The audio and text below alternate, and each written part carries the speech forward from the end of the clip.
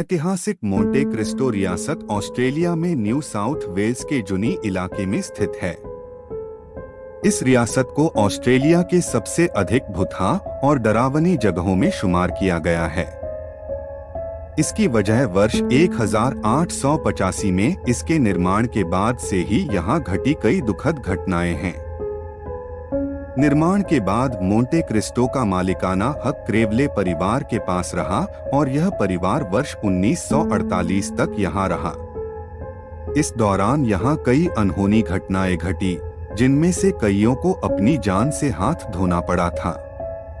एक बच्चे का सीढ़ियों से गिरने पर हुई दुखद मौत, एक नौकरानी की घर के बालकनी से गिरने से हुई मृत्यु और अस्तबल में काम करने वाले एक लड़के की आग से जलने से हुई अस्वाभाविक मृत्यु जैसी कई घटनाएं हैं, जिससे यह जगह मनहूस माना जाने लगा। कहा यह भी जाता है कि मोंटे क्रिस्टो रियासत की रखवाली करने वाले व्यक्ति का एक बेटा था, जिसका नाम हेरोल्ड था। वह पागल था और कभी कभी हिंसक हो जाता था, इसलिए उसे लगभग 40 वर्षों तक लोहे के चेन से बांधकर उसके घर में बंद रखा गया था। एक दिन लोगों ने देखा कि वह अपनी मर चुकी मां के शव के साथ लिपटा पड़ा है। इस घटना के बाद उसे पागलखाने भेज दिया गया, जहां कुछ दिनों बाद ही उसकी मौत हो गई।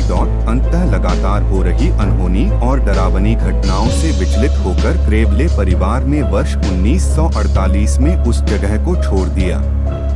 इस परिवार के जाने के बाद भी यहाँ हो रही अस्वाभाविक मौतों का सिलसिला नहीं थमा।